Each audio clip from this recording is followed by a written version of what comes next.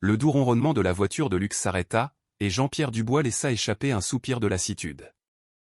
Le trajet depuis l'aéroport avait été long, silencieux, une simple transition entre le monde effréné des affaires internationales et le sanctuaire qu'il s'était construit.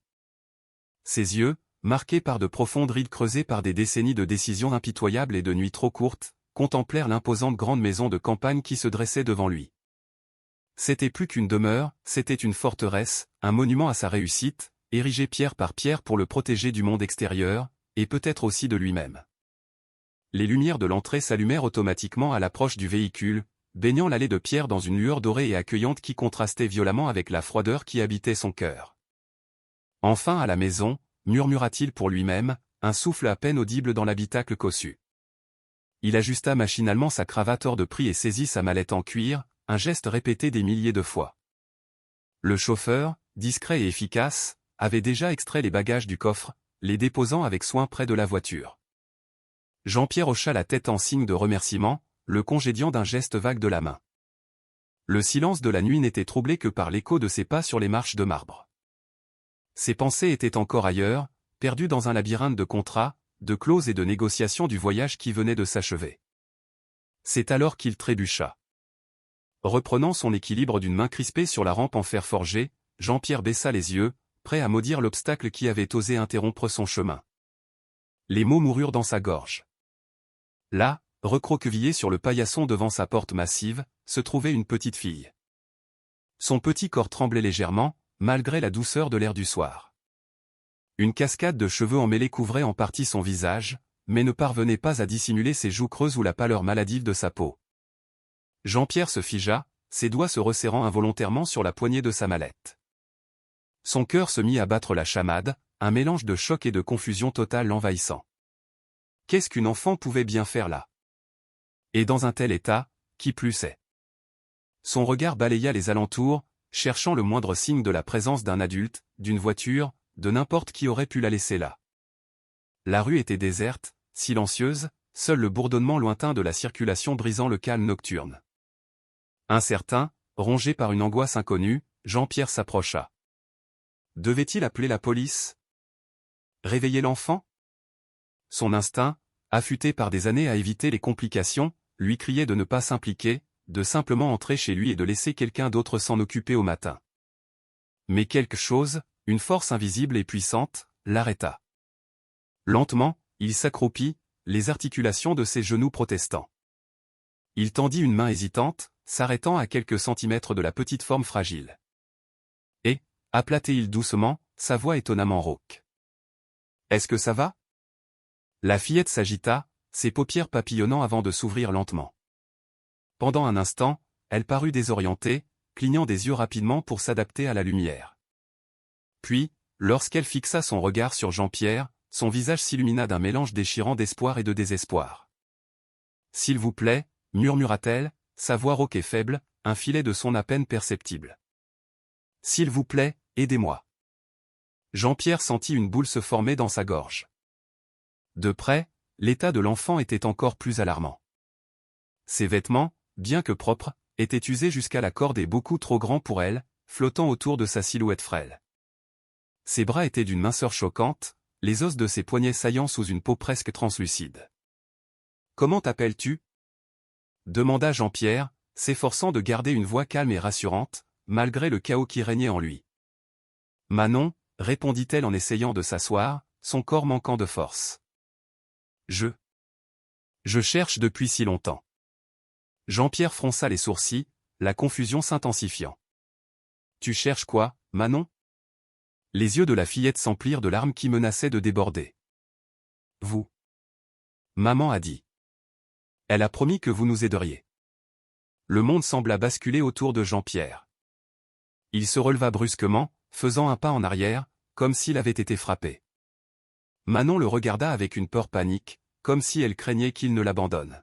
« Ma maman est très malade » continua-t-elle, les mots se bousculant dans un flot désespéré. « Elle ne peut plus s'occuper de moi. Elle a dit que vous étiez notre dernier espoir. » Jean-Pierre sentit son sang se glacer. Son esprit s'emballa, tentant de donner un sens à ce qu'il entendait. Qui était la mère de cet enfant? Pourquoi pensait-elle qu'il l'aiderait? Manon essaya de se lever, mais ses jambes flageolèrent et se dérobèrent sous elle. D'instinct, Jean-Pierre se précipita pour la rattraper, surpris par sa légèreté déconcertante. Elle ne pesait presque rien, comme une poupée de chiffon. « S'il vous plaît » supplia-t-elle à nouveau, s'agrippant à la manche de son costume coûteux. « Ne nous abandonnez pas. »« Pas encore. » Ces derniers mots frappèrent Jean-Pierre comme un coup de poing en pleine poitrine. Il regarda la fillette dans ses bras, une vague de déjà-vu l'envahissant. Il y avait quelque chose de familier dans ses yeux, dans la forme de son menton. Sans réfléchir, Jean-Pierre la souleva dans ses bras. Manon se détendit contre lui, comme si elle était enfin en sécurité après un long et périlleux voyage. « Entrons, dit-il, sa voix plus rauque qu'il ne l'aurait souhaité. Nous allons tirer tout ça au clair. » Alors qu'il ouvrait la porte massive et entrait avec Manon dans sa grande maison de campagne, Jean-Pierre sut que sa vie venait de changer de manière irrévocable. Que cet enfant représente une erreur du passé ou quelque chose de plus sinistre, il ne pouvait plus prétendre qu'elle n'existait pas. La porte se referma derrière eux, laissant à nouveau la nuit au silence. Mais à l'intérieur de la demeure, les échos d'un passé longtemps enfoui commençaient à s'agiter, prêts à ébranler les fondations de la vie soigneusement construite de Jean-Pierre Dubois. Le hall d'entrée de la demeure, d'ordinaire un lieu d'opulence silencieuse, résonnait maintenant des pas feutrés de Jean-Pierre et de la respiration saccadée de Manon. La douce lumière des lustres en cristal révélait le contraste saisissant entre le luxe de la maison et l'apparence frêle de la fillette dans les bras du millionnaire. « Monsieur Dubois ?» La voix surprise de Monique, la gouvernante d'âge moyen, déchira le silence. Ses yeux s'écarquillèrent devant la scène inhabituelle. « Mais qui est cet enfant ?» Jean-Pierre hésita, tenant toujours Manon fermement contre lui. « Monique, s'il vous plaît, préparez la chambre d'amis du rez-de-chaussée et apportez quelque chose de léger à manger, si vous le voulez bien. » Monique fronça les sourcils, son expression un mélange d'inquiétude et de désapprobation. « Monsieur, avec tout le respect que je vous dois, je ne pense pas qu'il soit prudent de faire entrer une inconnue dans la maison. Peut-être devrions-nous appeler les autorités. » « Non. » L'exclamation vint de Manon, sa voix faible mais déterminée. Elle s'agrippa plus fort à Jean-Pierre, comme si elle craignait d'être arrachée à lui à tout moment. Jean-Pierre sentit quelque chose se tordre en lui. La réaction de la fillette, si viscérale et désespérée, le prit au dépourvu. Il regarda Monique, sa voix ferme lorsqu'il parla. « Pour l'instant, nous faisons les choses à ma façon. S'il vous plaît, faites ce que j'ai demandé. » Monique hésita un instant, mais ses années de service loyal l'emportèrent. Avec un signe de tête réticent, elle partit exécuter ses ordres. Jean-Pierre porta Manon dans le grand salon, la déposant délicatement sur l'un des canapés en cuir. Sous les lumières plus vives, l'état de la fillette était encore plus alarmant. Ses yeux, grands et expressifs, semblaient disproportionnés par rapport à son visage émacié. « Manon » commença Jean-Pierre, s'asseyant en face d'elle. « J'ai besoin que tu me dises exactement pourquoi tu es venue ici. Qui est ta mère? Comment me connaît-elle » La fillette se mordit la lèvre, ses doigts jouant nerveusement avec l'ourlet de son t-shirt usé. « Maman, elle est très malade. Elle ne peut plus travailler. Nous avons perdu notre maison. » Des larmes commencèrent à se former dans ses yeux. « Elle a dit que vous étiez notre dernier espoir. Que vous aviez fait une promesse, il y a longtemps. » Jean-Pierre sentit son cœur s'accélérer. « Une promesse ?» Il fouilla dans sa mémoire, essayant de se souvenir de quoi que ce soit qui puisse expliquer cette situation surréaliste. « Comment s'appelle ta mère, Manon » demanda-t-il doucement. « Marie, » répondit-elle. « Marie Dubois. » Le nom frappa Jean-Pierre comme un éclair. Des images fragmentées inondèrent son esprit. Un sourire radieux, des rires dans un parc, des promesses murmurées sous les étoiles. Marie. Comment avait-il pu oublier? À ce moment, Monique revint avec un plateau contenant une soupe légère et quelques tranches de pain. « La chambre est prête, monsieur Dubois » l'informa-t-elle, posant le plateau sur la table basse. Son regard vacillait entre Jean-Pierre et Manon, clairement curieuse, mais elle resta respectueusement silencieuse. « Merci, Monique. Vous pouvez disposer pour la soirée. » Une fois qu'ils furent de nouveau seuls, Jean-Pierre encouragea Manon à manger. Il observa avec un mélange de fascination et d'horreur la fillette dévorer le repas comme si elle n'avait pas mangé depuis des jours. « Manon, dit-il doucement une fois qu'elle eut terminé. Comment m'as-tu trouvé? La fillette posa la cuillère, ses yeux rencontrant ceux de Jean-Pierre. Maman avait une vieille photo. Votre nom était écrit au dos. J'ai cherché sur Internet. J'ai trouvé des articles sur vous, sur cette maison. Elle marqua une pause, déglutissant difficilement. Ça m'a pris des jours pour arriver jusqu'ici. J'avais peur que ce ne soit pas le bon endroit. Jean-Pierre ressentit une vague d'admiration pour la détermination de cet enfant. En même temps, un sentiment de malaise s'installa dans son estomac. À quel point sa situation devait-elle être désespérée pour que Marie envoie sa fille dans un voyage aussi dangereux? Où est ta mère maintenant, Manon? À l'hôpital, murmura-t-elle, les larmes coulant enfin. Elle était si faible quand je suis parti. J'ai promis que je trouverais de l'aide. Jean-Pierre se leva brusquement, se dirigeant vers la fenêtre. Son reflet le fixait. Un homme déchiré entre un passé qu'il avait essayé d'enterrer et un présent qui exigeait une décision. Il se retourna pour regarder Manon. Il y avait quelque chose en elle, peut-être l'inclinaison de son nez, la forme de ses yeux, qui lui semblait étrangement familier, une connexion qu'il ne pouvait expliquer mais qu'il ressentait au plus profond de lui. Reposons-nous cette nuit, décida-t-il finalement.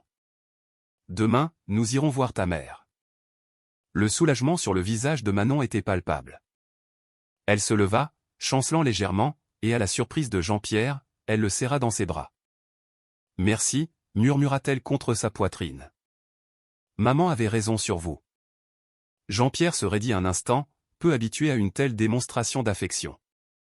Lentement, ses bras entourèrent la fillette, sentant sa fragilité, sa chaleur. Alors qu'il la guidait vers la chambre d'amis, Jean-Pierre sut qu'il s'aventurait en territoire inconnu. Sa vie méticuleusement ordonnée était sur le point d'être bouleversée.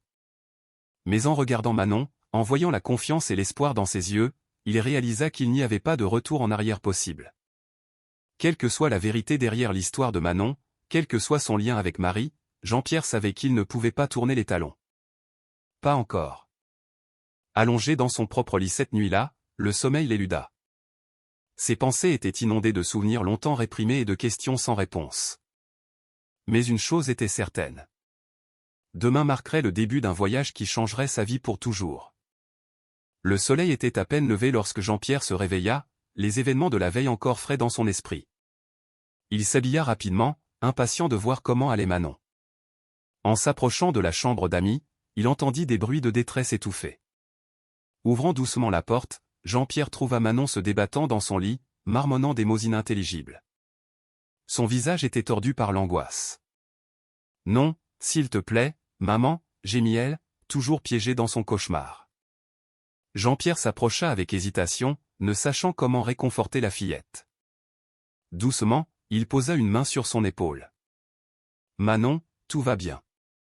Tu es en sécurité. » Les yeux de la fillette s'ouvrirent, grands et désorientés. Un instant, elle ne sembla pas reconnaître où elle se trouvait. Puis, lorsqu'elle se concentra sur Jean-Pierre, des larmes coulèrent sur ses joues. « J'ai rêvé. Que maman m'appelait, » sanglota-t-elle. Et il y avait un homme. Il était censé aider, mais il continuait de tourner le dos. Jean-Pierre sentit une boule se former dans sa gorge. La description du rêve était troublante de familiarité, faisant écho à ses propres actions passées. Déglutissant difficilement, il s'assit sur le bord du lit. « Ce n'était qu'un cauchemar, Manon, » dit-il doucement. « Je suis là maintenant, et nous allons aider ta maman.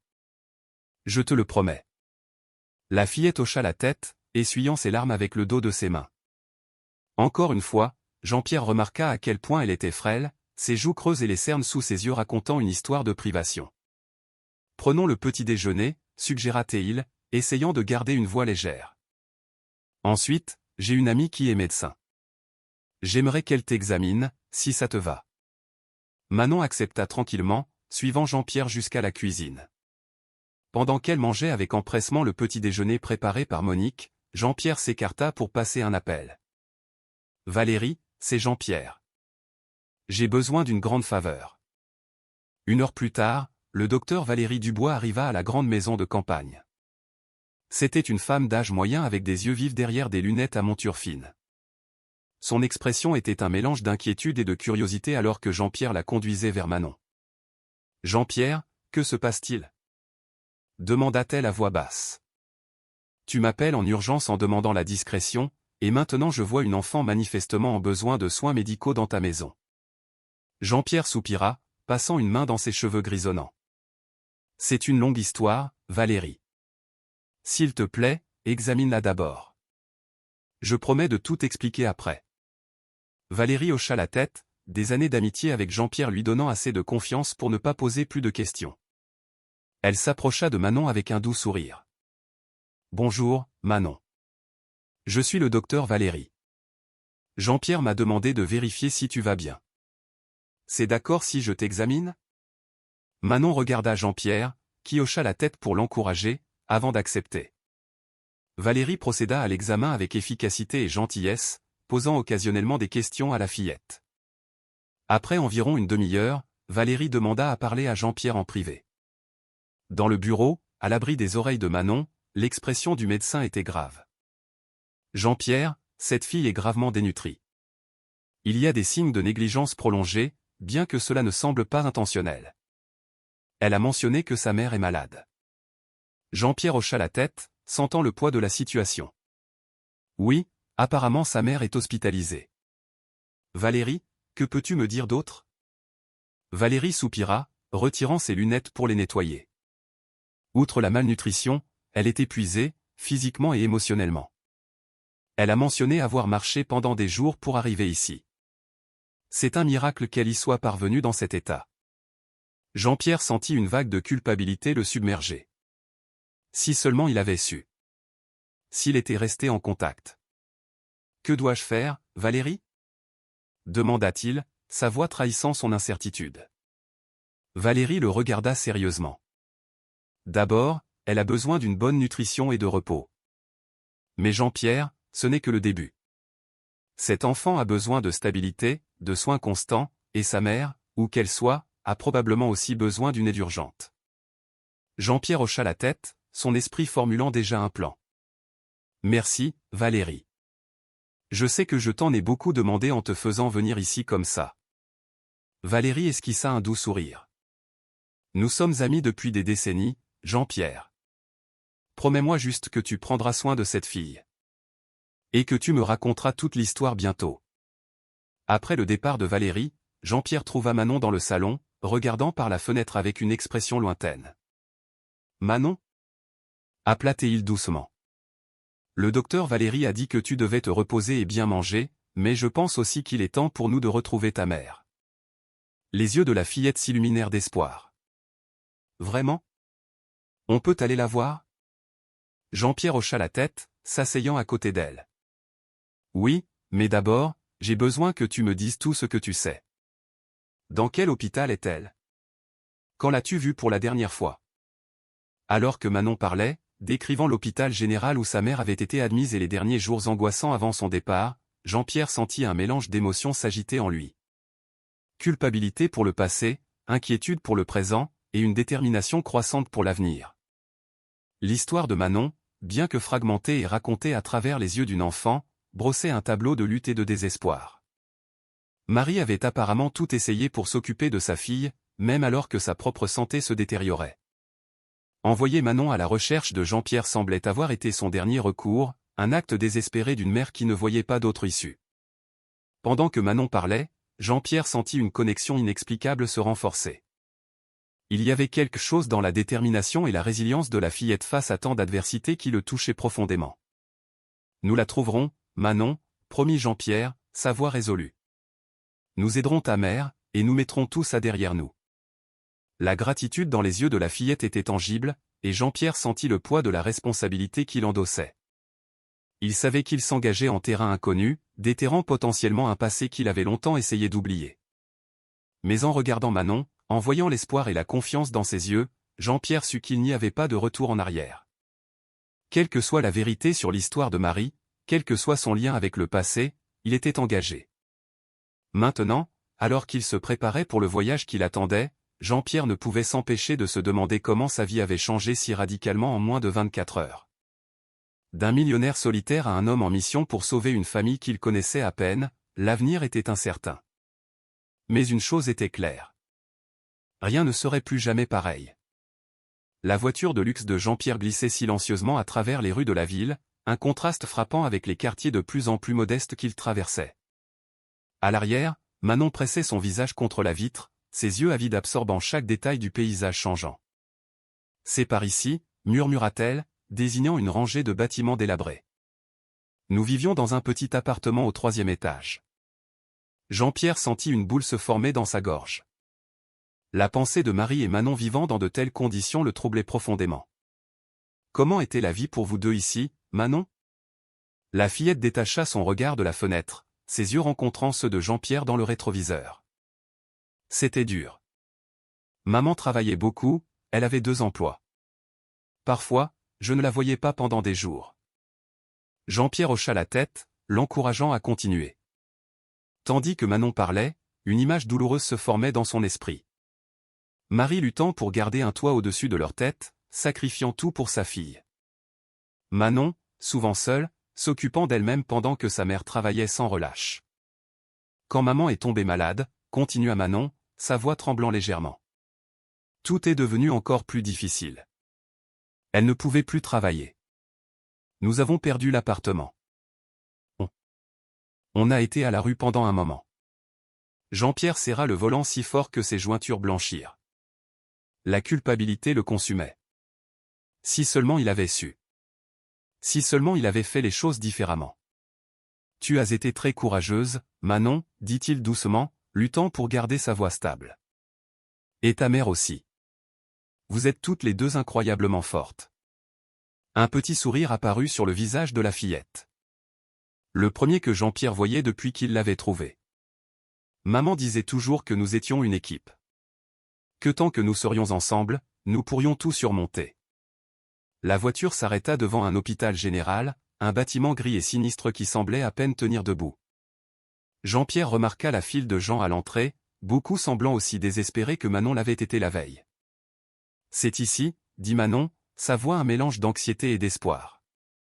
Ils entrèrent dans l'hôpital, assaillis par l'odeur d'antiseptique mêlée à quelque chose de moins agréable. Les murs, autrefois blancs, étaient jaunis par le temps. Du matériel obsolète encombrait les couloirs et des infirmières surmenées se hâtaient d'un bout à l'autre. Jean-Pierre s'approcha du bureau d'information, Manon collée à lui. « Nous cherchons Marie Dubois », dit-il à la réceptionniste épuisée. Après plusieurs minutes de recherche dans le système, la femme les regarda avec une expression sombre. « Je suis désolé, mais nous n'avons aucune patiente sous ce nom. » Le cœur de Jean-Pierre se serra. Il se tourna vers Manon, dont le visage était gravé de terreur pure. « Non, non, elle doit être là !» s'exclama la fillette, des larmes se formant dans ses yeux. Jean-Pierre s'agenouilla à côté d'elle, posant ses mains sur ses épaules. « Calme-toi, Manon. Nous allons découvrir ce qui s'est passé. Peut-être qu'elle a été transférée. » « Attendez » interrompit la réceptionniste, ses yeux se plissant de concentration. « Nous avons bien eu une patiente non identifiée admise il y a environ une semaine. Elle était inconsciente et n'avait aucun papier sur elle. Serait-ce possible ?» Manon haleta, s'agrippant à la veste de costume de Jean-Pierre. « C'est peut-être elle. S'il vous plaît, pouvons-nous la voir ?» Après quelques questions supplémentaires et une brève discussion avec un médecin réside, ils furent conduits dans une salle commune bondée. Le cœur de Jean-Pierre se serra à cette vue, des lits placés trop près les uns des autres, du matériel manifestement obsolète et un personnel médical visiblement surchargé.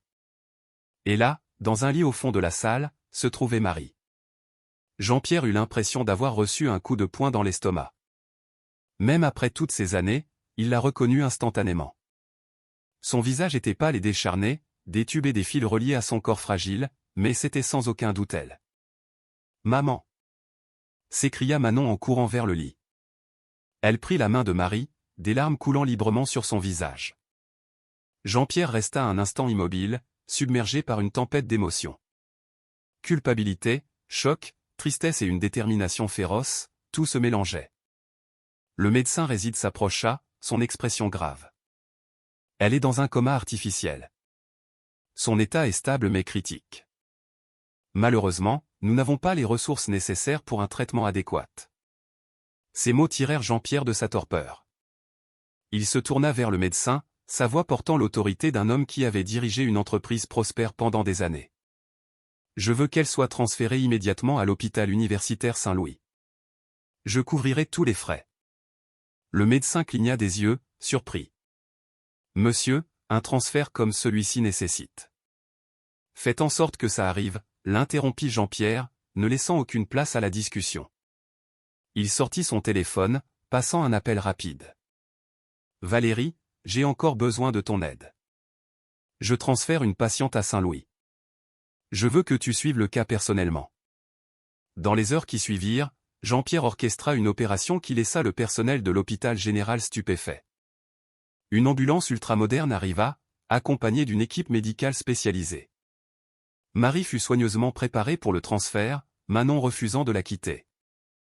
Alors qu'il regardait Marie être chargée dans l'ambulance, Jean-Pierre sentit le poids de ses actions passées et la responsabilité de ses décisions présentes.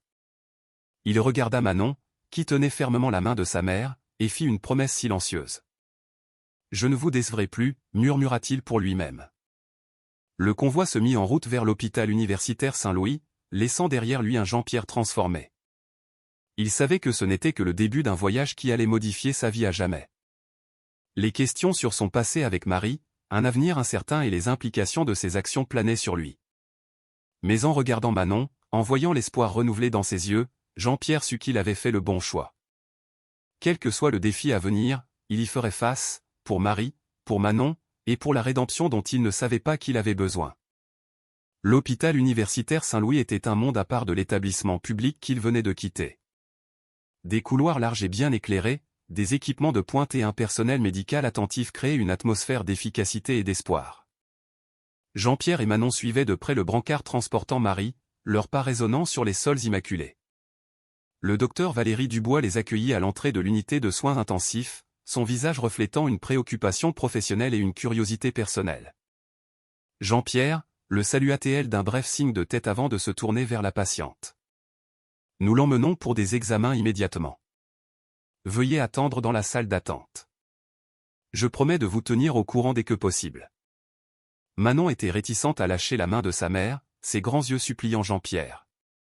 Il s'agenouilla à côté d'elle, posant une main douce sur son épaule. « C'est bon, Manon. Le docteur Valérie est la meilleure. Elle prendra bien soin de ta mère.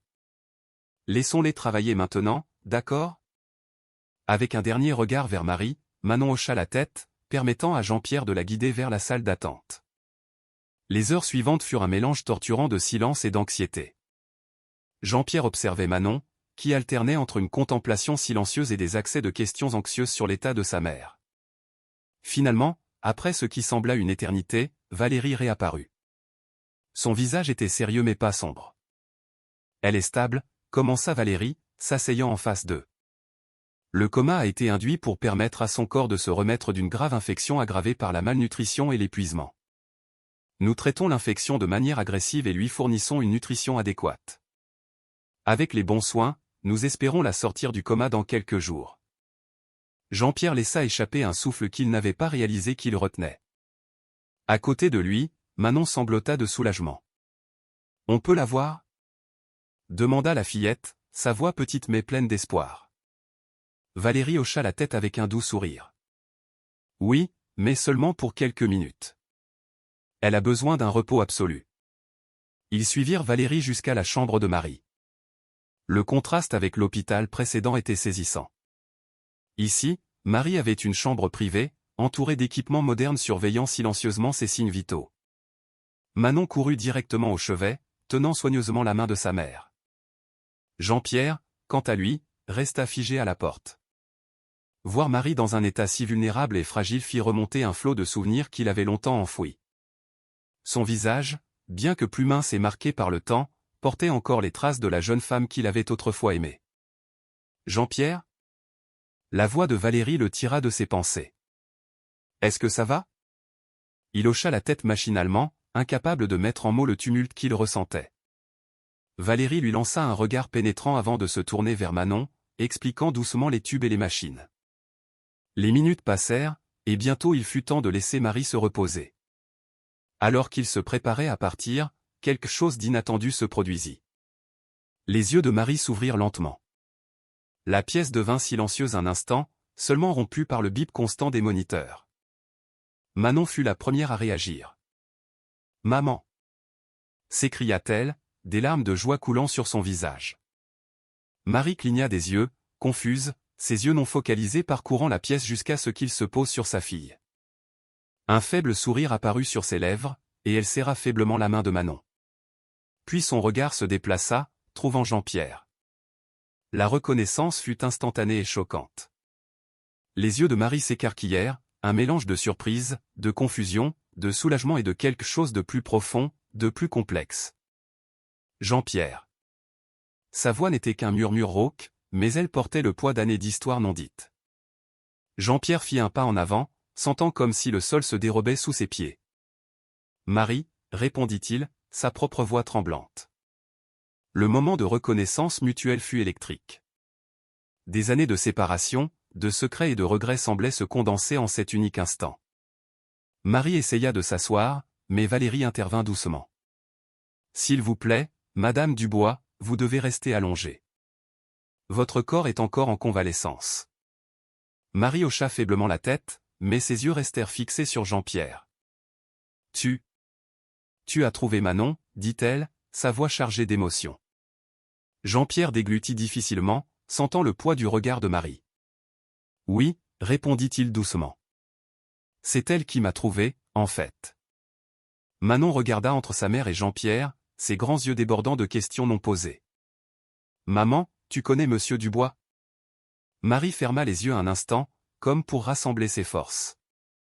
Quand elle les rouvrit, ils étaient remplis de larmes non versées. « Oui, ma chérie. Jean-Pierre et moi, nous nous sommes connus il y a très longtemps. » Jean-Pierre eut l'impression que l'air avait été aspiré de la pièce. La réalité de la situation le frappa de plein fouet. Marie, la femme qu'il avait laissée derrière lui toutes ces années, était là, fragile et malade. Manon, la courageuse fillette qui s'était présentée à sa porte, était presque certainement sa fille. La connexion entre les trois, autrefois nébuleuse et incertaine, semblait maintenant d'une évidence aveuglante. Jean-Pierre sentit le poids de ses choix passés, les conséquences de ses actions et omissions s'accumuler sur ses épaules. Sentant la tension, Valérie intervint doucement. « Marie a besoin de se reposer maintenant. Nous pourrons continuer cette conversation quand elle sera plus forte. » Jean-Pierre hocha la tête machinalement, toujours abasourdi par la révélation. Manon embrassa la joue de sa mère, promettant de revenir bientôt.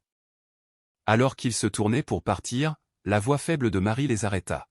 « Jean-Pierre » appela-t-elle, le faisant se retourner. Leurs yeux se rencontrèrent à nouveau, chargés d'émotions inexprimées. « Merci de t'être occupé d'elle. » Jean-Pierre sentit sa gorge se serrer. Il voulait dire tant de choses, s'excuser, poser des questions, offrir des explications, mais tout ce qu'il parvint à faire fut un signe de tête silencieux avant de sortir de la chambre.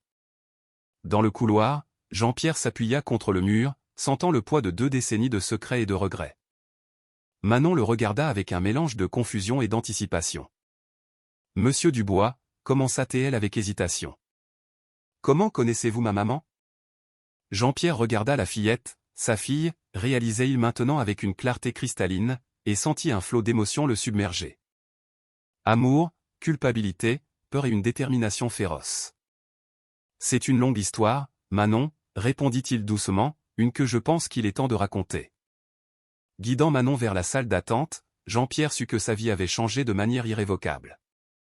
Le passé qu'il avait tenté d'enterrer avait refait surface, apportant avec lui des défis et des possibilités qu'il n'avait jamais imaginé affronter. Mais en regardant Manon, en voyant dans ses traits quelque chose de Marie et quelque chose de lui-même, Jean-Pierre sentit une résolution se former. Quoi que l'avenir lui réserve, il y ferait face, pour Marie, pour Manon, et pour la chance de réparer les torts du passé. Les jours qui suivirent la révélation furent des montagnes russes émotionnelles pour toutes les personnes concernées. Jean-Pierre oscillait entre des moments d'euphorie en interagissant avec Manon et des périodes de culpabilité et d'anxiété profonde. Marie, toujours en convalescence à l'hôpital, observait le lien grandissant entre le père et la fille avec un mélange de soulagement et d'appréhension. Manon, pour sa part, semblait flotter dans un état de confusion et d'espoir. Elle bombardait Jean-Pierre de questions sur sa vie, ses expériences, désireuse de combler le vide laissé par des années d'absence paternelle. Ce fut lors d'un après-midi tranquille, alors que le soleil d'automne filtrait à travers les stores de la chambre d'hôpital de Marie, qu'elle se sentit enfin assez forte pour affronter la vérité qu'ils avaient enterrée depuis si longtemps. « Je crois qu'il est temps que nous parlions, » dit-elle doucement, son regard se déplaçant entre Jean-Pierre et Manon. Jean-Pierre hocha la tête, sentant son cœur s'emballer. Il tira une chaise plus près du lit, Manon perchée sur le bord du matelas, les yeux grands de curiosité et d'appréhension. Marie prit une profonde inspiration, comme pour se donner du courage. « Manon, ma chérie, te souviens-tu des histoires que je te racontais sur la façon dont j'ai rencontré ton père ?» La fillette hocha lentement la tête. « Tu disais que c'était un étudiant brillant et que vous étiez tombés amoureux un été. » Un sourire triste traversa les lèvres de Marie. « Oui, c'est vrai, mais il y a plus que ça dans cette histoire. » Elle regarda Jean-Pierre, ses yeux remplis d'émotions inexprimées. « Jean-Pierre et moi nous sommes rencontrés il y a 20 ans, dans un petit village de Bretagne. » Pendant que Marie parlait, les souvenirs inondèrent l'esprit de Jean-Pierre, aussi vifs que s'ils s'étaient produits la veille. Flashback, le soleil se couchait sur l'océan, peignant le ciel de nuances d'or et de rose. Jean-Pierre, alors âgé de 22 ans, marchait le long de la plage, ses pensées concentrées sur l'avenir brillant qui l'attendait. Il venait d'être diplômé avec mention et avait une offre d'emploi prometteuse dans une grande ville. C'est alors qu'il la vit. Marie était assise sur le sable, dessinant distraitement avec un bâton. Ses cheveux sombres dansaient dans la brise marine, et quand elle leva les yeux, rencontrant ceux de Jean-Pierre, le temps sembla s'arrêter. « Salut, » dit-il, se sentant soudain étrangement nerveux. Son sourire illumina tout son visage. « Bonjour. » Cette simple salutation fut le début d'un été magique. Jean-Pierre et Marie étaient inséparables, passant leur journée à explorer le village et leur nuit à parler sous les étoiles. Il parlait de ses rêves ambitieux, et elle partageait sa passion pour l'art et sa vision d'un monde plus juste. « Nous changerons le monde ensemble », promit Jean-Pierre une nuit, tenant les mains de Marie. « Toi avec ton art, moi avec mes affaires. Nous serons inarrêtables. » Marie rit, un son plus doux que tout ce que Jean-Pierre avait jamais entendu. « Tout ce dont j'ai besoin, c'est de toi, Jean-Pierre. Le reste, c'est du bonus. » Mais alors que l'été touchait à sa fin, la réalité commença à s'imposer. Jean-Pierre avait sa carrière qui l'attendait. Et Marie était déterminée à terminer ses études d'art. « Nous pouvons y arriver, » insista Marie, les larmes aux yeux. « Le véritable amour surmonte la distance, n'est-ce pas ?» Jean-Pierre voulait y croire. Il le voulait de tout son cœur. Mais la peur de l'engagement et l'anxiété face à son avenir rongeaient sa résolution. Lors de sa dernière nuit avant de partir, Jean-Pierre fit un choix qui le hanterait pendant les 20 années suivantes. Sans dire au revoir, sans explication, il partit, ne laissant qu'une note vague sur le fait de suivre des chemins séparés. Fin du flashback, j'étais dévasté, continua Marie, sa voix tremblant légèrement. Je ne pouvais pas comprendre comment quelque chose d'aussi spécial pouvait se terminer si brusquement. Jean-Pierre baissa la tête, la honte le consumant. J'étais un lâche, admit-il, sa voix chargée d'émotion. J'avais tellement peur d'échouer, de ne pas être assez bien pour toi, que j'ai pensé qu'il serait plus facile de couper tous les ponts. Manon écoutait, les yeux écarquillés, essayant de traiter cette nouvelle réalité. « Mais qu'en est-il de mon père ?» demanda-t-elle, sa voix petite et confuse. Marie tendit la main, caressant doucement le visage de sa fille. « Ma chérie, quelques semaines après le départ de Jean-Pierre, j'ai découvert que j'étais enceinte. » Le silence qui suivit fut assourdissant. Jean-Pierre eut l'impression que le sol avait disparu sous lui. Toutes les pièces du puzzle s'emboîtèrent enfin, révélant une image qu'il aurait dû voir depuis longtemps. « Vous êtes mon père ?» demanda Manon, sa voix à peine plus haute qu'un murmure. Jean-Pierre regarda Marie, cherchant confirmation. Elle hocha lentement la tête. « J'ai essayé de te retrouver, Jean-Pierre, » dit-elle. « Mais tu avais disparu. Tu avais changé de numéro, d'adresse. C'était comme si tu t'étais évaporé. » La culpabilité frappa Jean-Pierre comme un train de marchandises. Il se souvint comment il s'était jeté obsessionnellement dans le travail, déménageant de ville en ville, gravissant les échelons de l'entreprise. Tout pour échapper aux souvenirs, au regret. Je n'en avais aucune idée, balbutia-t-il, les mots semblant si inadéquats face à l'ampleur de la situation. Manon regarda de sa mère à Jean-Pierre, les larmes remplissant ses yeux. « Pourquoi ne me l'as-tu jamais dit ?» demanda-t-elle à Marie. Marie soupira profondément. Au début, ça faisait trop mal. Ensuite, eh bien. Je voulais te protéger. Je ne voulais pas que tu te sentes abandonné ou mal aimé. Jean-Pierre sentit son cœur se briser à ces mots. La pensée que sa fille, puisse ressentir cela à cause de ses actions était insupportable. Manon, dit-il doucement, tendant une main hésitante vers la fillette. Je sais que c'est un choc pour nous tous, mais je veux que tu saches, si j'avais su, si j'avais eu la moindre idée. Les mots lui manquèrent, et il sentit des larmes chaudes couler sur ses joues. Des années d'émotions refoulées, de regrets et de possibilités perdues l'inondèrent. Manon le regarda, ses yeux, si semblables aux siens réalisaient-ils maintenant, remplis de confusion et de douleur. Mais il y avait autre chose là aussi. Une étincelle d'espoir peut-être. Est-ce que tu veux être mon papa maintenant ? Demanda-t-elle timidement. La question frappa Jean-Pierre comme la foudre. C'était une seconde chance qu'il n'avait jamais rêvé d'avoir.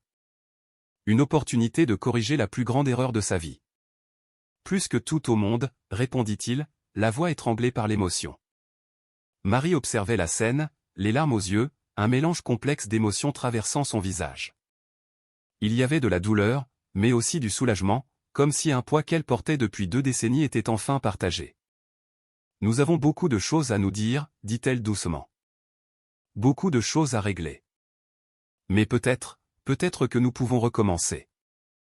Jean-Pierre hocha la tête, sentant une détermination féroce grandir en lui. Je promets, dit-il, regardant dans les yeux de Marie, puis ceux de Manon. Je ferai tout ce que je peux pour rattraper le temps perdu, pour être le père et le partenaire que vous méritez toutes les deux. Manon, après un moment d'hésitation, se rapprocha de Jean-Pierre. Il ouvrit les bras, et elle se laissa étreindre, sanglotant doucement contre sa poitrine. À cet instant, enveloppée dans l'étreinte de sa fille nouvellement découverte, avec Marie les regardant avec un mélange d'espoir et de prudence, Jean-Pierre sut que sa vie avait changé pour toujours. La route à venir serait difficile, remplie de conversations douloureuses et d'ajustements compliqués. Mais pour la première fois en 20 ans, il se sentait vraiment vivant. Le vide qu'il avait porté si longtemps commençait à se remplir de quelque chose de précieux, la chance d'aimer et d'être aimé, de faire partie d'une famille. Et il se jura silencieusement que cette fois, il ne fuirait pas. Cette fois, il resterait et se battrait pour ce qui comptait vraiment. Les jours qui suivirent la révélation furent des montagnes russes émotionnelles pour toutes les personnes concernées. Jean-Pierre oscillait entre des moments de joie pendant son temps avec Manon et des périodes de profonde culpabilité et d'anxiété. Marie, toujours en convalescence à l'hôpital, observait la relation père-fille grandir avec à la fois soulagement et appréhension. Manon semblait à la fois pleine d'espoir et dépassée, posant des questions à Jean-Pierre sur sa vie, désireuse de combler le vide des années sans figure paternelle. Au cours d'une de ces séances de questions-réponses, les doutes de Jean-Pierre commencèrent à le ronger.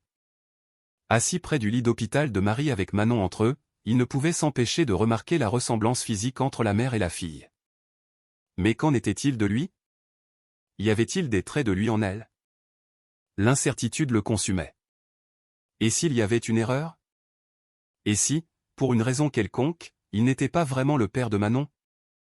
Marie, dit-il tranquillement, profitant d'un moment où Manon était sortie pour une collation. Je sais que tu as dit que je suis le père de Manon, et je veux le croire plus que tout. Mais... Marie le regarda, une ombre traversant ses yeux. Mais tu veux être sûr, termina-t-elle. Jean-Pierre hocha la tête, se sentant coupable de douter. Ce n'est pas que je ne te crois pas. C'est juste. Après tout ce qui s'est passé, je pense que nous méritons tous une certitude à 100%. Marie resta silencieuse un instant, puis hocha lentement la tête. Tu as raison. Manon mérite cette certitude. Nous la méritons tous. Ainsi, avec le consentement de Marie, Jean-Pierre entama le processus pour un test ADN. Il expliqua doucement à Manon ce que c'était et pourquoi il le faisait. C'est un peu comme un puzzle scientifique, essaya-t-il de clarifier. Ça nous montrera si nos pièces s'emboîtent parfaitement. Manon sembla comprendre, bien que Jean-Pierre pût voir l'inquiétude dans ses yeux. Et si elle ne s'emboîte pas? Demanda-t-elle à voix basse. Jean-Pierre sentit son cœur se serrer. Il s'agenouilla devant elle, tenant ses petites mains dans les siennes. Manon, peu importe ce que dit ce test, je t'aime déjà, et je continuerai à t'aimer et à prendre soin de toi, quel que soit le résultat. Je te le promets. L'attente des résultats sembla interminable. Jean-Pierre se retrouvait constamment à étudier Manon, à la recherche de similitudes, la forme de ses yeux, la courbe de son nez, son sourire. Il oscillait entre des moments de certitude absolue et de doute corrosif. Marie l'observait avec un mélange de compréhension et d'inquiétude. « Jean-Pierre, dit-elle un soir alors qu'ils étaient seuls. Je sais que tu es anxieux, mais tu dois comprendre. Quoi qu'il arrive, Manon a besoin de toi maintenant. » Elle s'est accrochée à l'idée d'avoir un père. Jean-Pierre hocha la tête, sentant le poids de la responsabilité. « Je sais, et je te le promets, Marie, je ne disparaîtrai plus. Jamais. » Finalement, après ce qui sembla une éternité, l'enveloppe avec les résultats arriva. Jean-Pierre la tenait dans ses mains tremblantes, ayant l'impression d'être sur le point d'ouvrir la boîte de Pandore. Il rassembla Marie et Manon dans la chambre d'hôpital. L'air était chargé de tension et d'attente. « Tout le monde est prêt ?» demanda-t-il, sa voix plus stable qu'il ne se sentait à l'intérieur. Marie hocha la tête, tenant la main de Manon. La fillette fixait l'enveloppe, ses grands yeux remplis à la fois d'espoir et de peur. Avec une profonde inspiration, Jean-Pierre ouvrit l'enveloppe et déplia le papier. Ses yeux parcoururent les détails techniques jusqu'à ce qu'il se pose sur la conclusion. Le monde sembla s'arrêter un instant. « Positif », murmura-t-il, la voix épaisse d'émotion. 99,99% de probabilité de paternité. Le silence qui suivit fut rompu par les sanglots de Manon. Elle se jeta dans les bras de Jean-Pierre, pleurant et riant en même temps. « Papa », murmura-t-elle à travers les larmes. « Tu es vraiment mon papa. » Jean-Pierre la serra fort, ses propres larmes coulant librement. Il regarda Marie, qui souriait à travers ses propres larmes. « Je l'ai toujours su, dit-elle doucement. Dès le moment où je l'ai tenu pour la première fois. » La réalité de la situation frappa Jean-Pierre. Il était père. Il était père depuis 8 ans sans le savoir. L'ampleur de sa responsabilité, le poids de ses actions passées, tout cela le frappa comme un raz-de-marée. « Je suis tellement désolé, dit-il, serrant toujours Manon dans ses bras, mais regardant Marie. Je suis désolé de ne pas avoir été là. Pour tous les moments que j'ai manqués. » Marie tendit la main, touchant doucement le bras de Jean-Pierre. « Le passé est le passé, Jean-Pierre. Ce qui compte, c'est ce que nous faisons à partir de maintenant. » Jean-Pierre hocha la tête, une détermination croissante en lui. « Je vous le promets à toutes les deux, dit-il, sa voix ferme malgré ses larmes. Je rattraperai chaque seconde perdue. Je serai le père que Manon mérite, le partenaire que tu mérites, Marie. » Manon se dégagea légèrement, regardant Jean-Pierre avec des yeux brillants. « On peut faire des trucs de papa et de fille maintenant, comme dans les films ?» Jean-Pierre rit, sentant son cœur gonfler d'amour. « Bien sûr que nous le pouvons, ma chérie. Tout ce que tu veux. » Les trois restèrent dans cette étreinte, une famille nouvellement formée face à un avenir incertain mais plein de possibilités. Plus tard cette nuit-là, après que Manon se soit endormie dans un fauteuil à côté du lit d'hôpital de Marie, Jean-Pierre se retrouva à regarder par la fenêtre. Les lumières de la ville brillaient en contrebas, mais il les remarqua à peine. Son esprit était rempli d'images de ce qui aurait pu être anniversaire manqué, premier jour d'école, nuit de cauchemar et histoire du soir, toute une vie de moments qu'il ne pourrait jamais récupérer. Mais à côté de la culpabilité et du regret, il y avait aussi autre chose. Une détermination féroce de bien faire les choses à partir de maintenant, d'être le père que Manon méritait, de soutenir Marie. De construire la famille qu'il avait presque perdue par peur et par égoïsme. « Il n'est pas trop tard », murmura-t-il pour lui-même, comme une promesse. « Nous avons encore du temps. » Jetant un coup d'œil à Marie et Manon dormant paisiblement, Jean-Pierre sentit une vague d'amour et de protection. Il savait que la route à venir ne serait pas facile. Il y avait beaucoup à résoudre, beaucoup à guérir.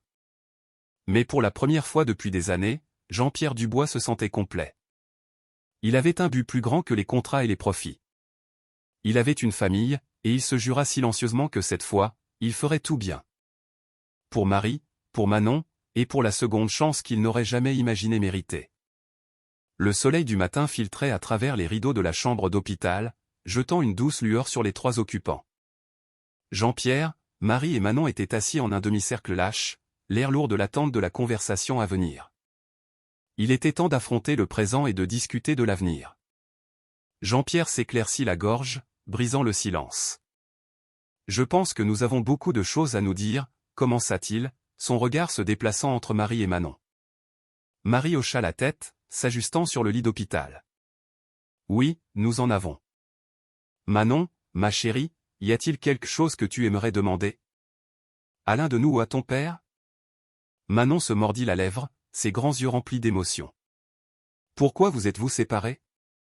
Demanda-t-elle finalement, sa voix petite mais ferme.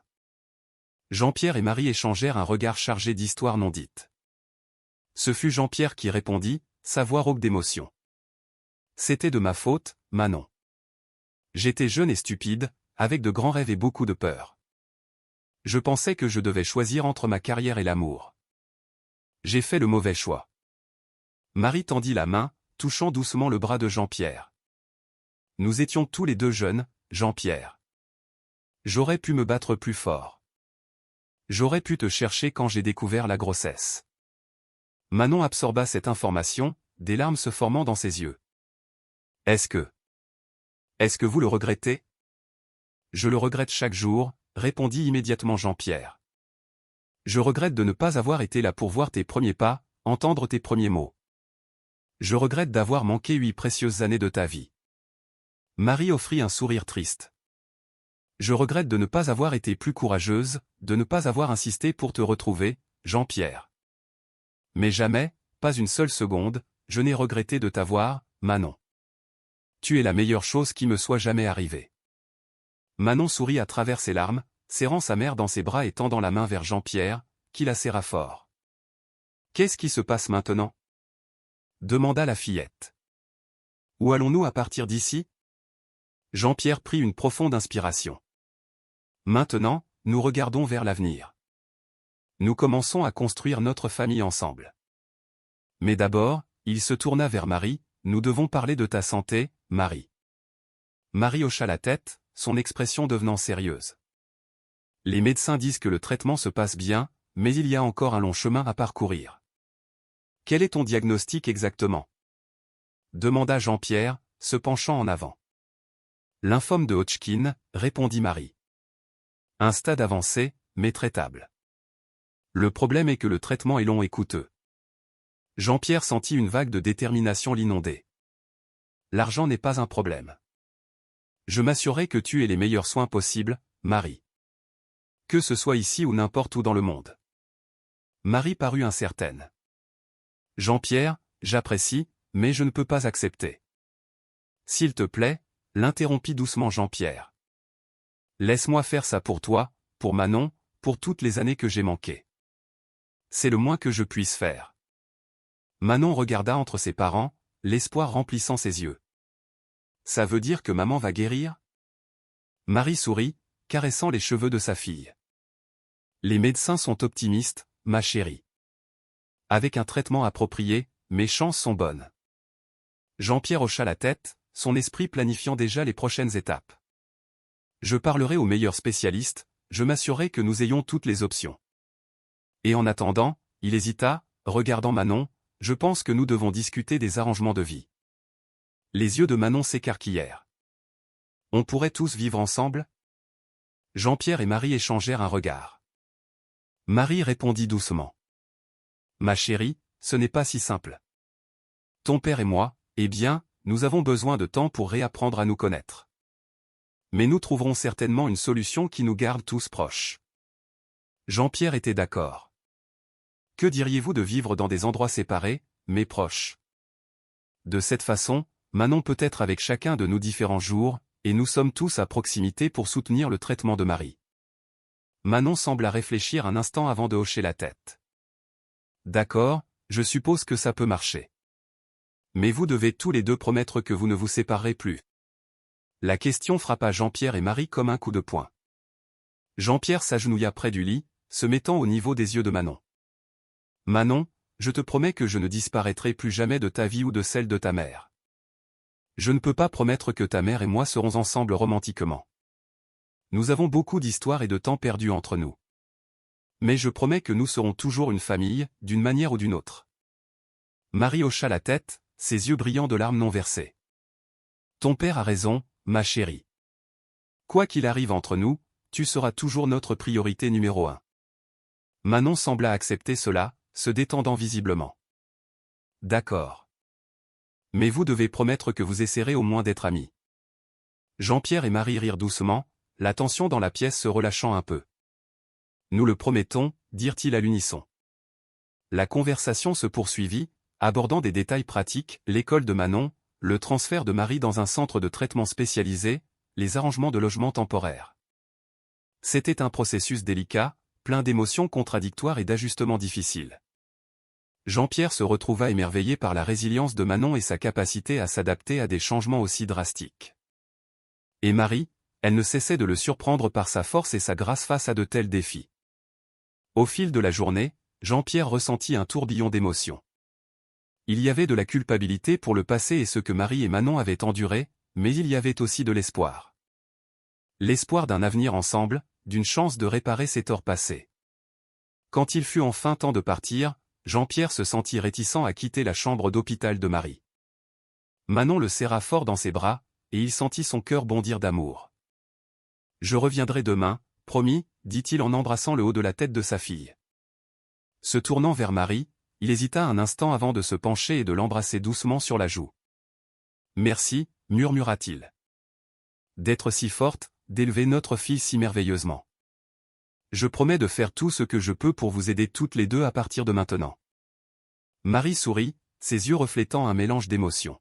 « Merci d'être revenu vers nous, Jean-Pierre, même si ça a pris du temps. » En quittant l'hôpital cette nuit-là, Jean-Pierre eut l'impression d'entrer dans un nouveau chapitre de sa vie.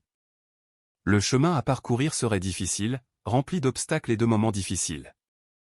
Mais pour la première fois depuis des années, il se sentait vraiment vivant, véritablement motivé.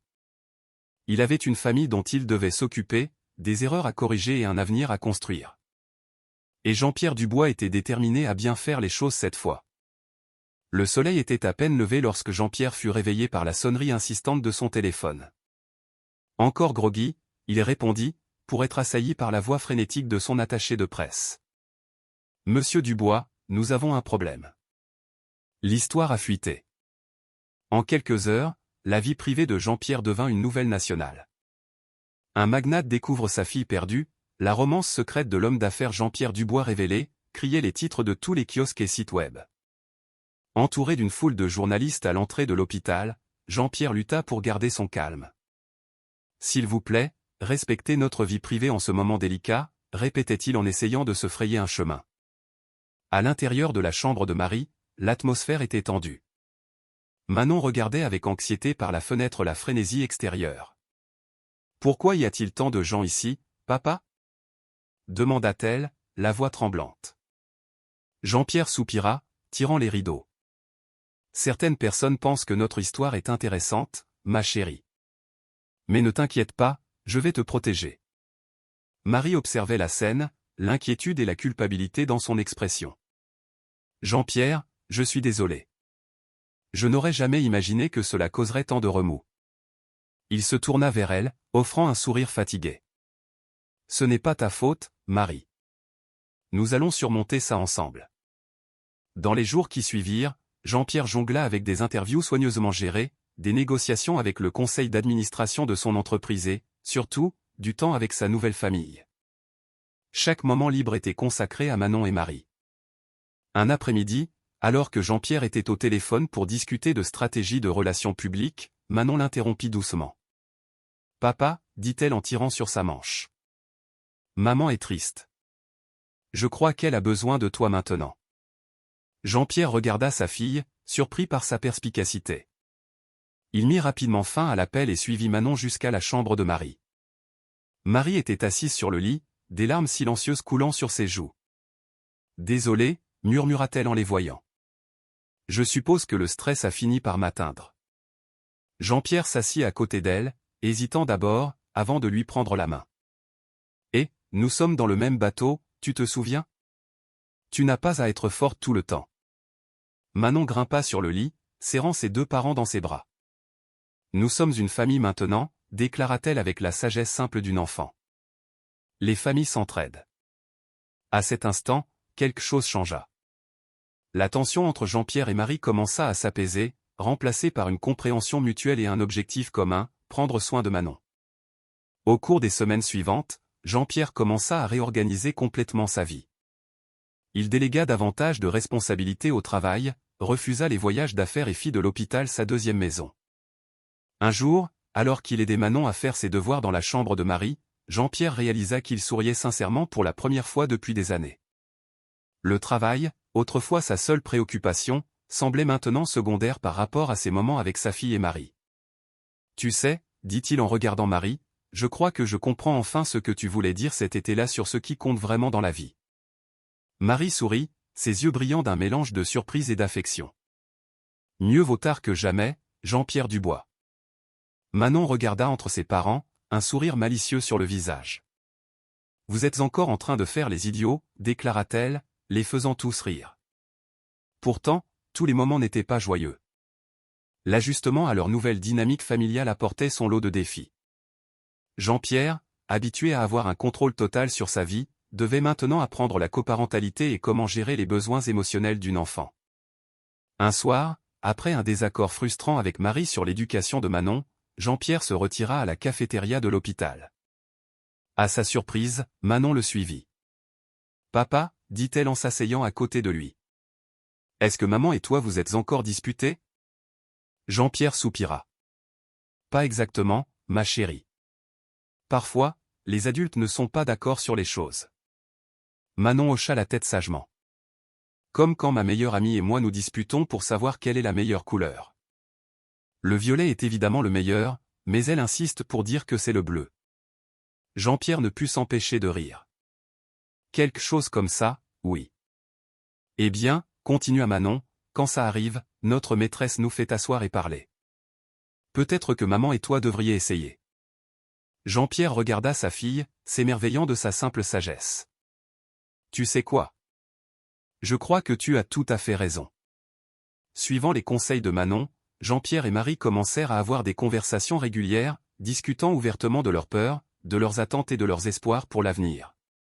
Lentement, ils commencèrent à reconstruire la confiance et la compréhension. Au fil des jours qui se transformèrent en semaines, une nouvelle routine émergea. Jean-Pierre partageait son temps entre le travail, l'hôpital et l'appartement qu'il avait loué à proximité pour rester près de Manon et Marie.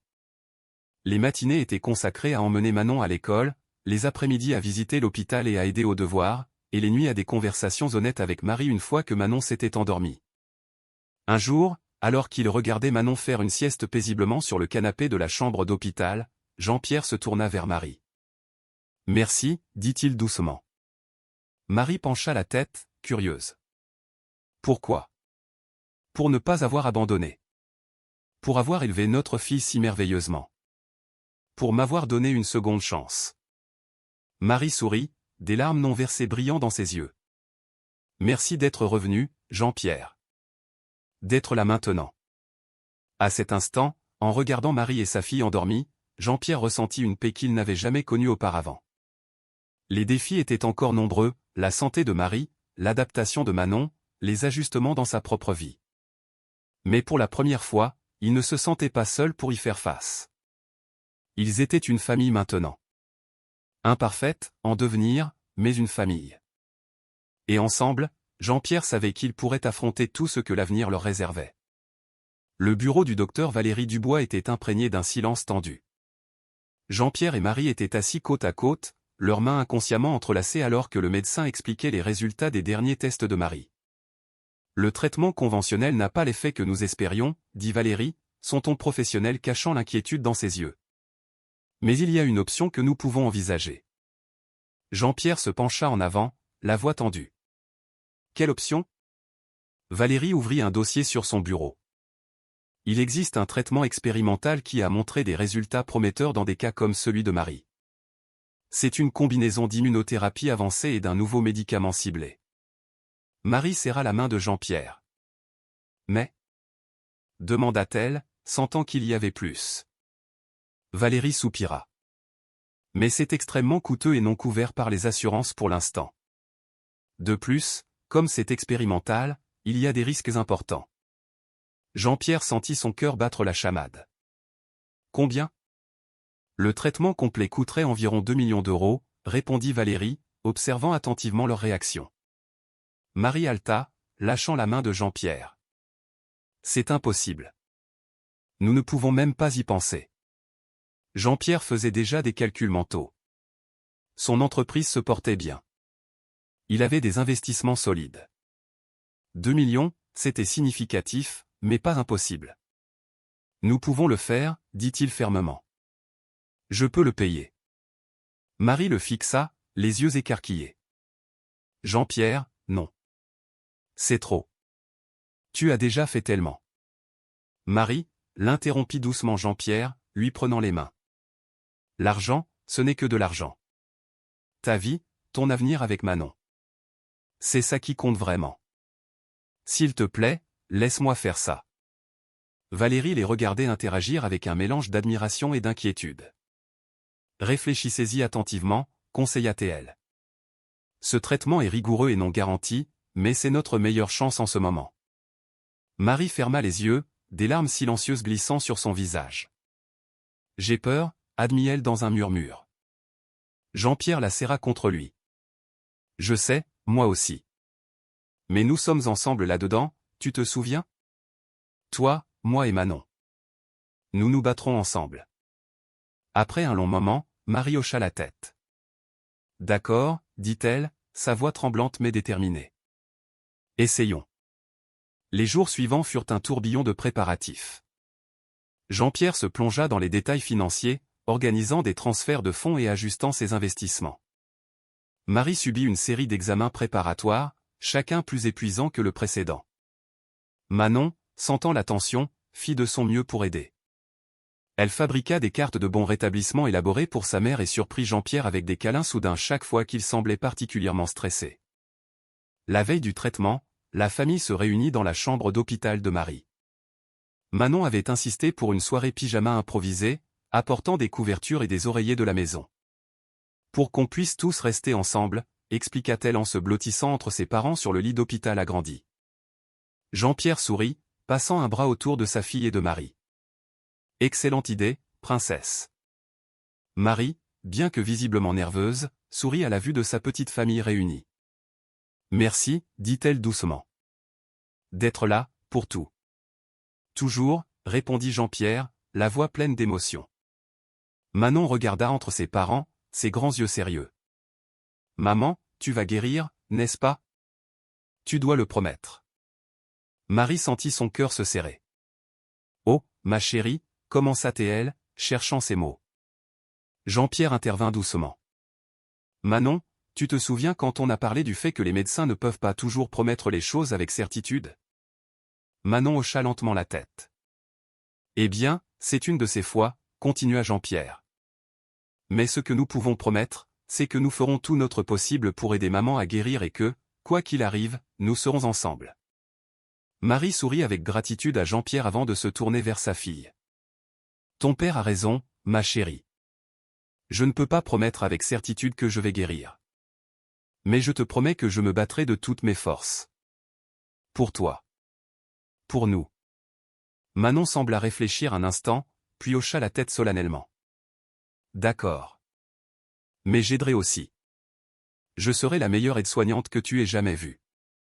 Sa déclaration provoqua le rire de Jean-Pierre et Marie, allégeant une partie de la tension dans l'air. Le lendemain matin, lorsque les médecins arrivèrent pour emmener Marie pour la première séance de traitement, l'atmosphère était empreinte d'une détermination prudente.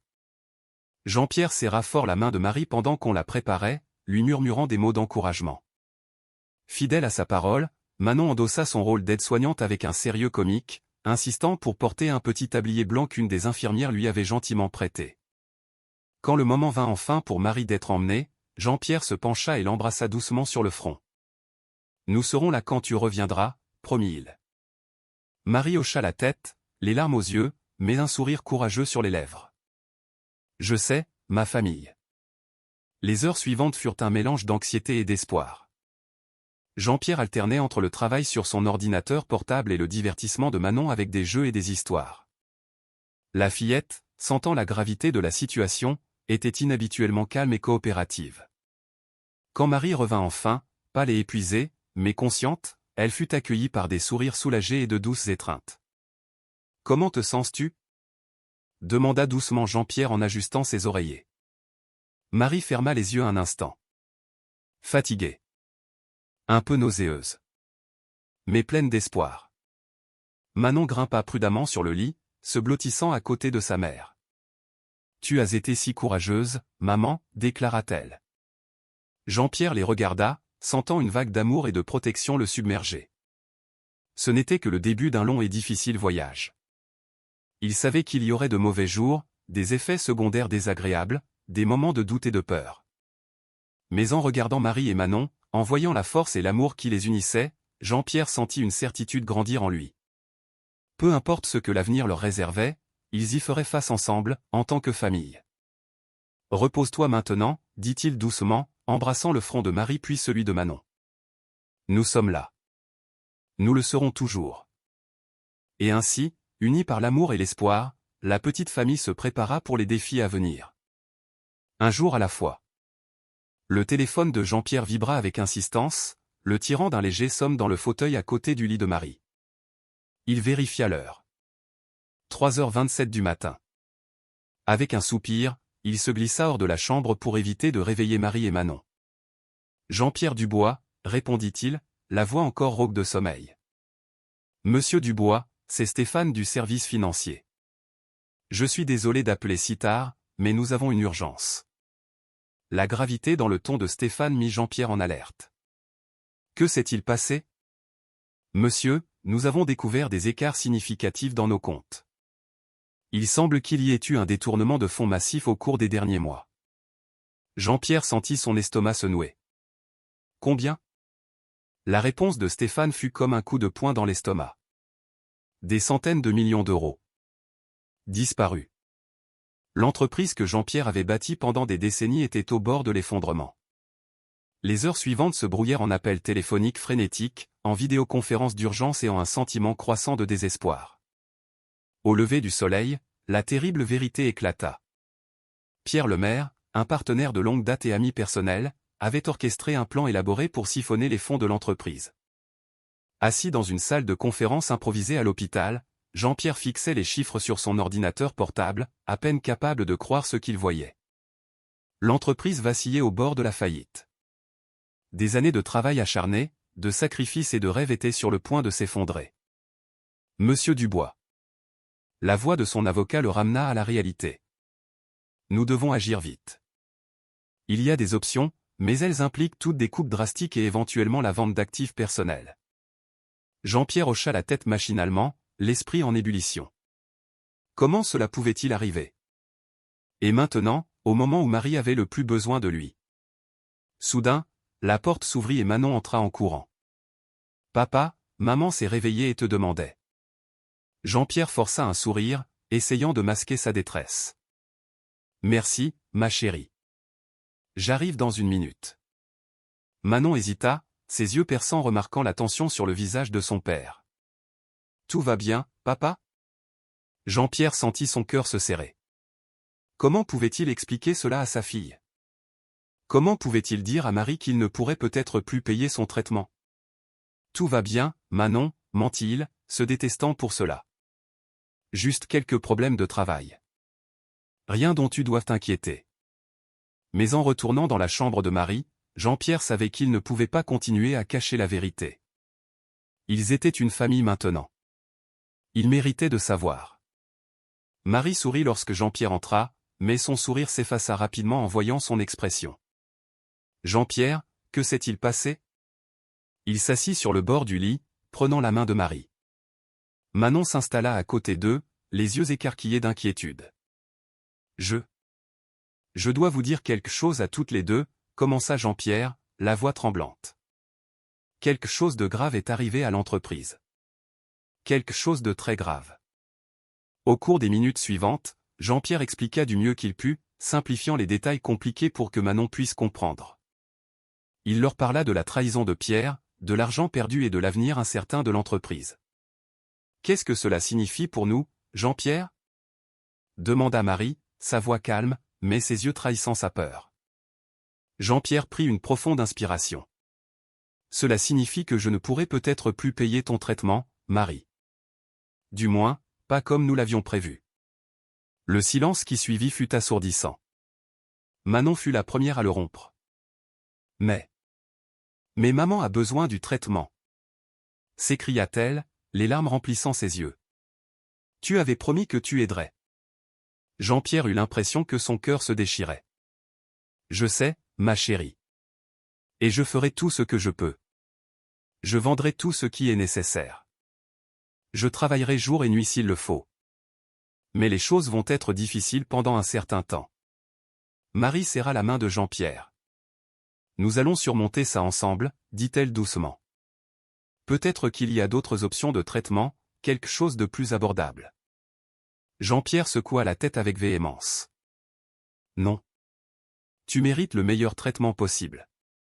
Je trouverai un moyen. » Manon regarda entre ses parents, son jeune esprit luttant pour tout comprendre. « Est-ce que je peux aider ?» demanda-t-elle avec hésitation. « Je peux vendre mes jouets ou faire de la limonade. » Son offre innocente faillit briser Jean-Pierre. Il attira sa fille dans une étreinte serrée.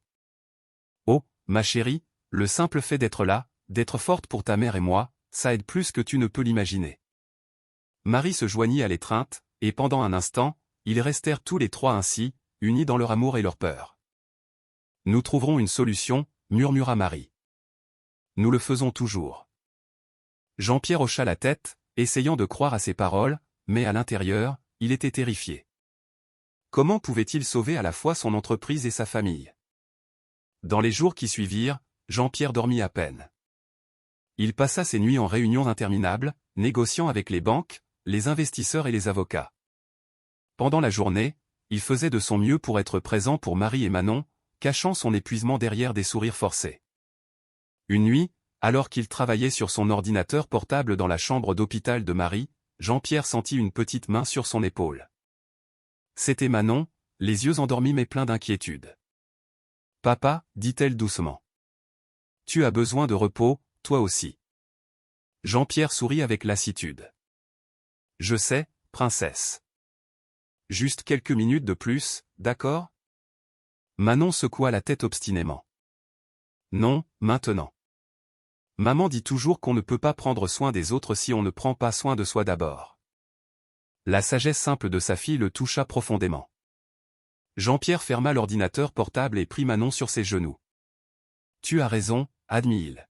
« Parfois, je pense que tu es plus intelligente que moi. » Manon sourit, se blottissant contre sa poitrine. « C'est parce que j'ai les meilleurs professeurs. » À cet instant, en regardant sa fille et Marie dormant paisiblement, Jean-Pierre sentit une détermination renouvelée. Oui, la situation était désastreuse. Oui, l'avenir était incertain. Mais il avait maintenant quelque chose d'inestimable pour lequel se battre. Quelque chose de bien plus précieux que n'importe quelle entreprise ou fortune.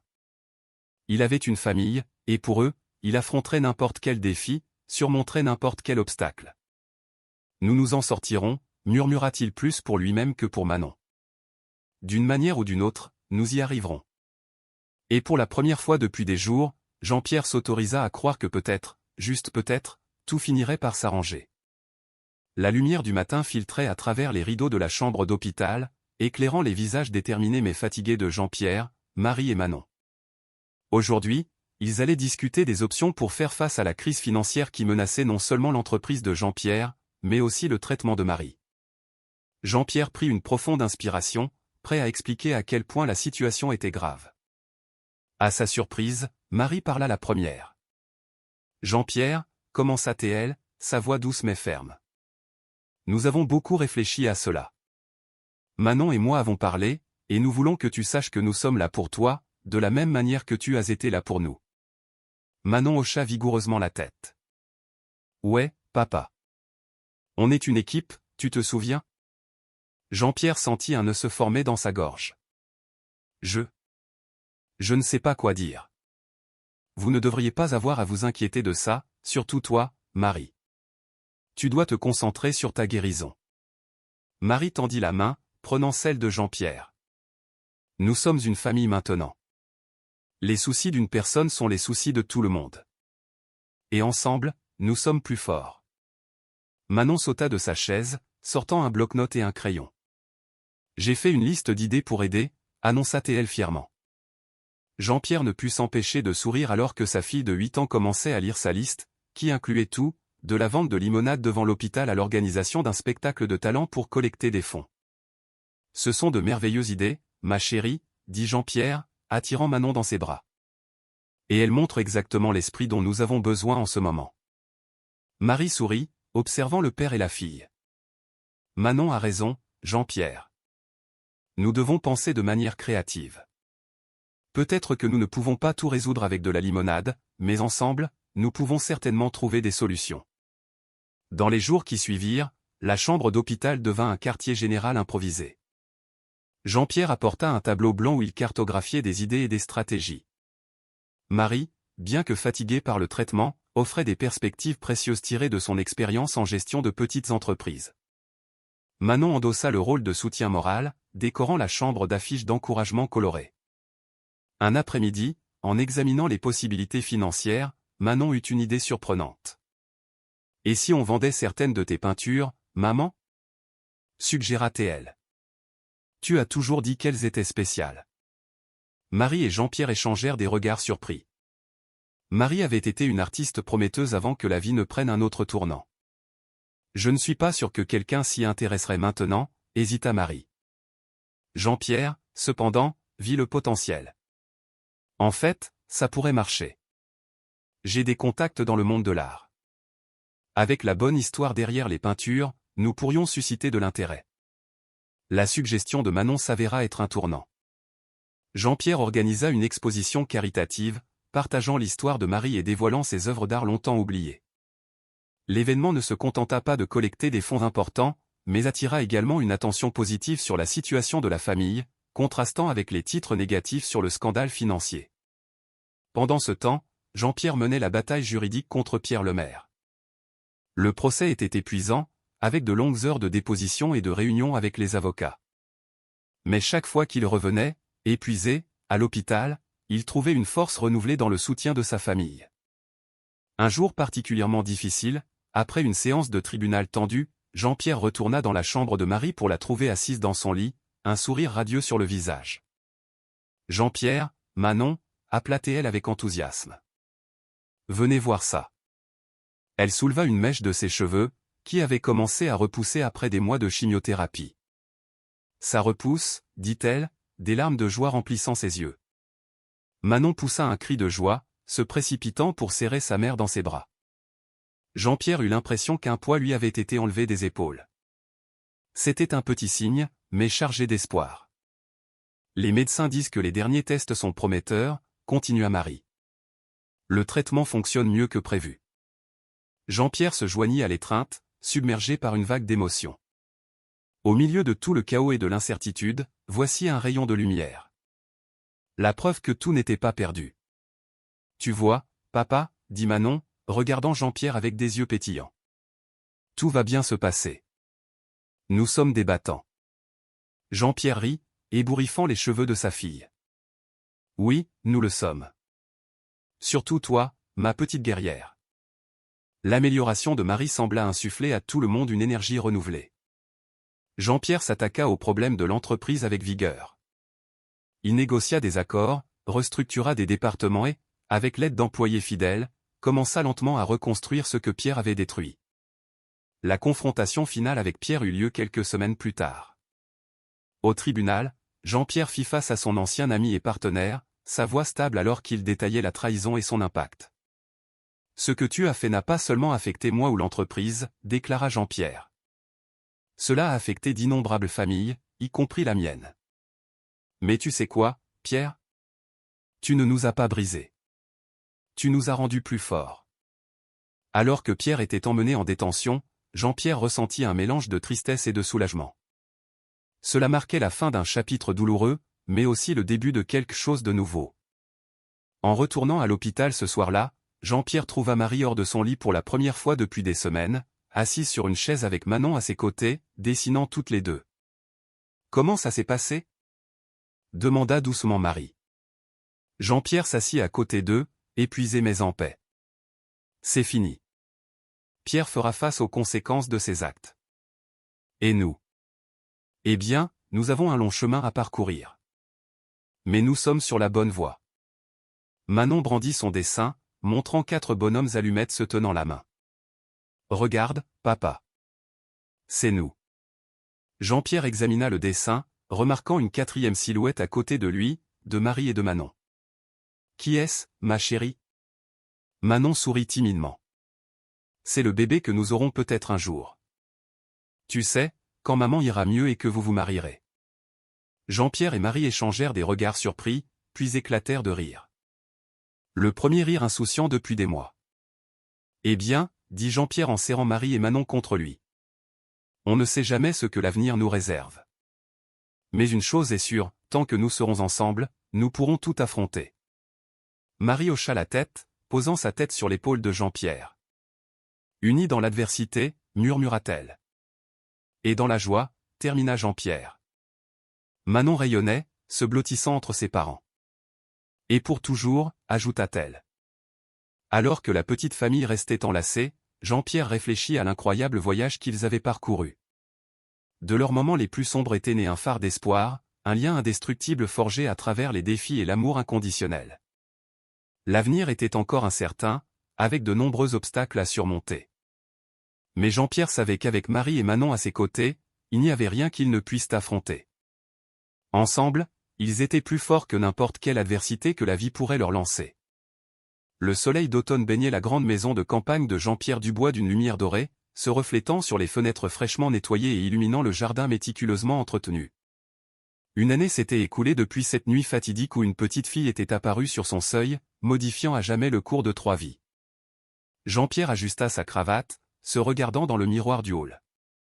Il reconnaissait à peine l'homme qui lui faisait face. Ses yeux, autrefois fatigués et vides, brillaient maintenant de détermination et de joie. Les rides d'inquiétude sur son visage s'étaient adoucies, remplacées par des rides de rire. « Papa, tu es prêt ?» La voix excitée de Manon résonna dans la maison. Jean-Pierre sourit, se tournant pour voir sa fille descendre les escaliers, une robe bleu clair flottant autour d'elle. Ses cheveux, maintenant plus longs, étaient coiffés en une tresse élaborée. « Presque prête, princesse », répondit-il, émerveillé de voir à quel point elle avait grandi et s'était épanouie au cours de l'année écoulée. Marie apparut derrière elle, radieuse dans une robe vert émeraude qui mettait en valeur ses yeux. Ses cheveux, entièrement repoussés, tombaient en vagues douces sur ses épaules.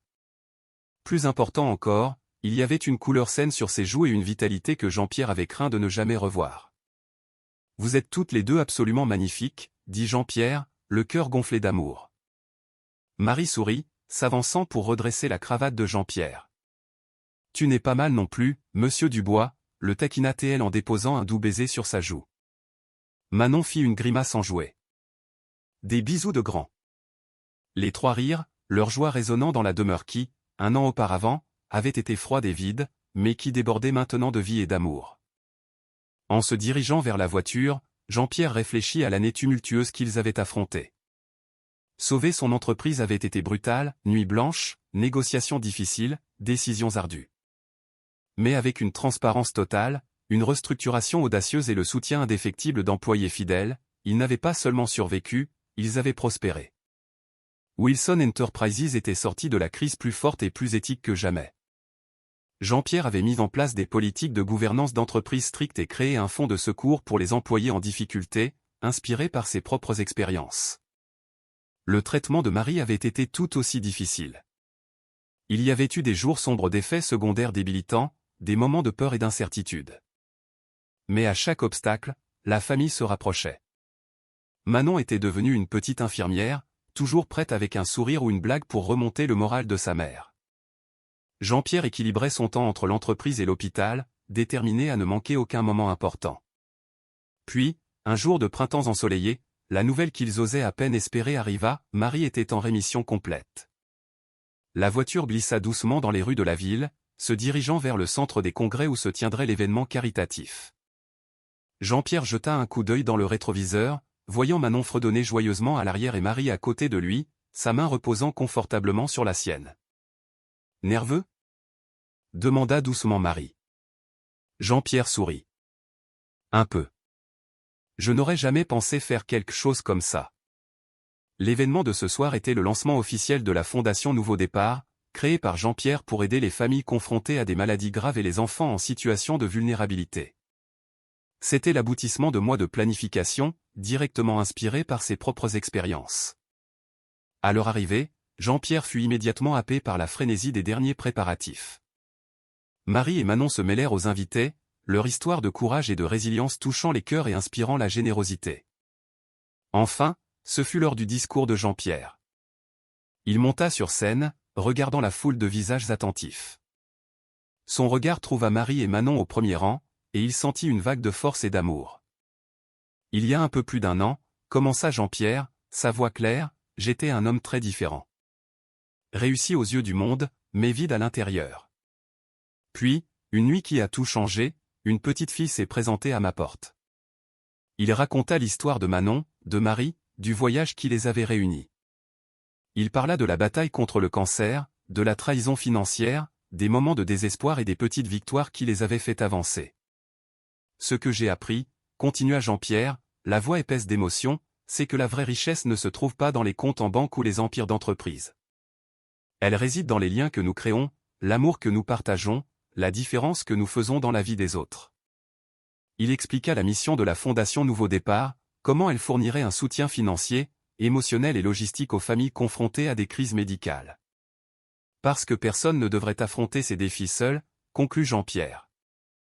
Et parce que chacun de nous mérite une chance de repartir à zéro. Les applaudissements furent tonitruants. Marie et Manon se précipitèrent sur scène, enlaçant Jean-Pierre. Des larmes de joie et de fierté brillaient dans leurs yeux. Des heures plus tard, l'événement étant un succès retentissant, la famille retourna à la grande maison de campagne. Épuisés mais heureux, ils s'installèrent dans le salon désormais chaleureux, rempli de photos de famille. Manon, endormie, se blottit entre Jean-Pierre et Marie sur le canapé. « On a fait une bonne chose aujourd'hui, n'est-ce pas ?» murmura-t-elle. « Oui, ma chérie, » répondit Marie en embrassant le haut de sa tête. « Une très bonne chose. » Jean-Pierre regarda sa famille, sentant une vague de gratitude le submerger. « Vous deux avez complètement changé ma vie, » dit-il doucement. « Vous avez apporté un but, de la joie, vous m'avez montré ce qui compte vraiment. » Marie tendit la main, entrelaçant ses doigts avec ceux de Jean-Pierre. « Tu as aussi changé nos vies, Jean-Pierre. Tu nous as donné de l'espoir quand nous en avions le plus besoin. » Manon bâilla, ses yeux se fermant. « Nous sommes une famille de super-héros, » marmonna-t-elle. « Sauvant le monde, un câlin à la fois. » Jean-Pierre et Marie rirent doucement, échangeant un regard d'amour et de compréhension. À cet instant, enveloppé dans la chaleur de sa famille, Jean-Pierre ressentit une paix qu'il n'avait jamais connue auparavant. L'avenir s'étendait devant eux, plein de possibilités. Il y aurait certainement des défis, mais Jean-Pierre savait qu'ils les affronterait ensemble. Le voyage de rédemption qui avait commencé avec une enfant effrayée sur son seuil était devenu quelque chose de plus grand qu'il n'aurait jamais imaginé. Alors que le soleil se couchait dehors, peignant le ciel de teintes roses et dorées, la famille Dubois restait unie, un témoignage vivant du pouvoir du pardon, de l'amour et des nouveaux départs. Jean-Pierre jeta un dernier regard à Marie et Manon, maintenant paisiblement endormis. Son cœur débordait d'amour et de gratitude. « Merci » murmura-t-il à l'univers, au destin, à quelque force que ce soit qui avait orchestré cette incroyable seconde chance. Et là, dans la quiétude réconfortante de sa maison, Jean-Pierre Dubois comprit enfin le vrai sens de la richesse, du succès et du bonheur. Il ne s'agissait pas de ce que l'on possédait, mais de qui l'on aimait et de la différence que l'on faisait dans le monde. Avec cette pensée réconfortante, il ferma les yeux, prêt à rêver des nombreux jours merveilleux à venir, aux côtés des deux personnes qui étaient devenues son monde entier.